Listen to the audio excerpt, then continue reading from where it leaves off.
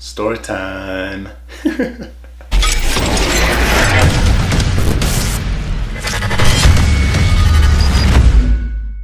Alright guys, it's time to tell a quick story. Yesterday I was messaging one of my buddies.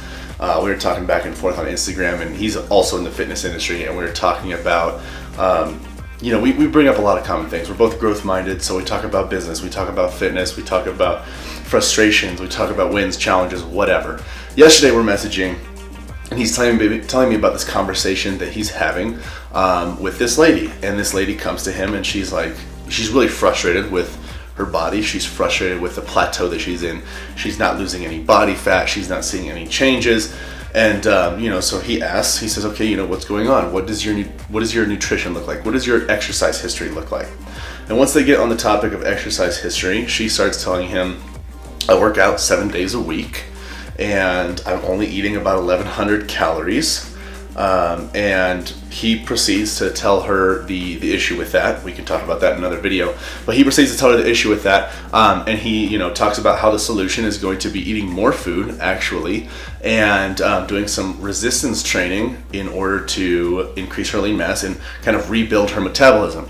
She then proceeds to laugh in his face and tell him that she does lift weights at Orange Theory 7 times a week. And listen, I'm not here to throw any shade, but here's the thing. Whether it's Orange Theory, whether it's a boot camp, whether it's any sort of high intensity training, I think it's great. I think it can be very beneficial for your fitness. But if you are trying to sustainably stay lean and lose body fat over the course of your life, making that the regular thing is going to eventually get you to a plateau, and you'll be stuck and you won't be able to go anywhere. Okay? Here's why.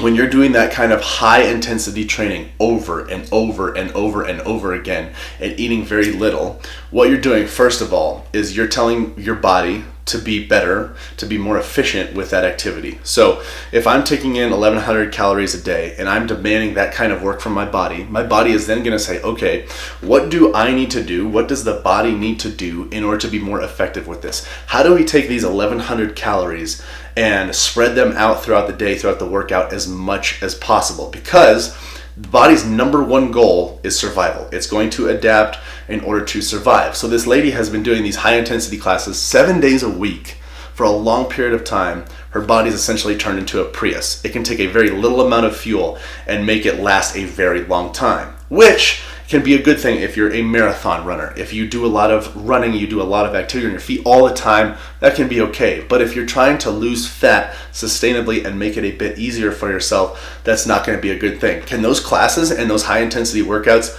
be a part of your routine? By all means, absolutely.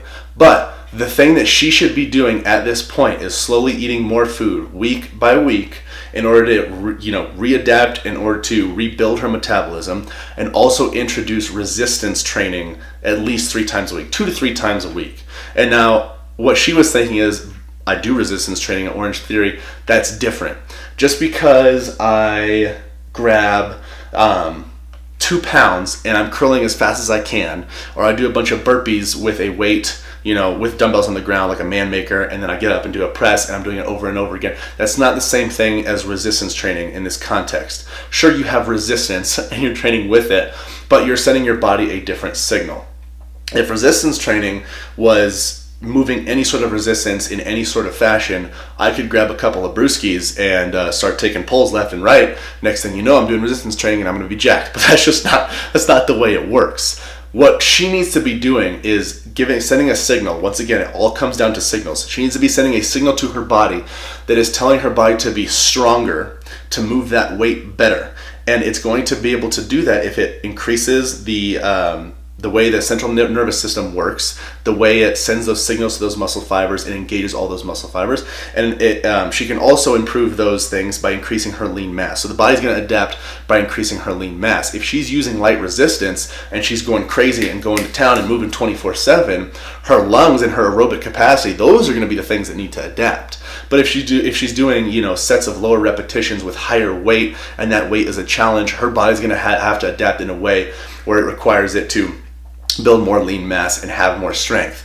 And in turn, those things are going to ask more of her metabolism. They're going to say, we need more food to be able to operate. The more muscle you have, the more food your body is going to need. So guys, if you're in this situation where you feel like you're at a plateau, kind of think about your exercise history. Think about, okay, what have I been doing? Am I asking too much of my body? Am I giving my body the wrong signals? And think about how you can flip that on its head and say, okay, what do I need to do to bring the signal to my body that's asking it to be stronger, asking it to have more lean mass, asking its metabolism to increase while it rests? What are the things you need to do to make that happen? And guys, if you don't know, that's completely okay. That's why I'm here. So if you're confused on how that works and you want to know a little bit more about what kind of program you can put together to make that happen, feel free to send me a message, send me an email, reach out to me on Instagram, Facebook, whatever that is. All that stuff will be below. And I'd love to help you guys with that. Other than that, I really appreciate you guys listening. I thank you so much for being here. I have so many things on my head that I just want to, in my mind that I just want to talk about, and to have someone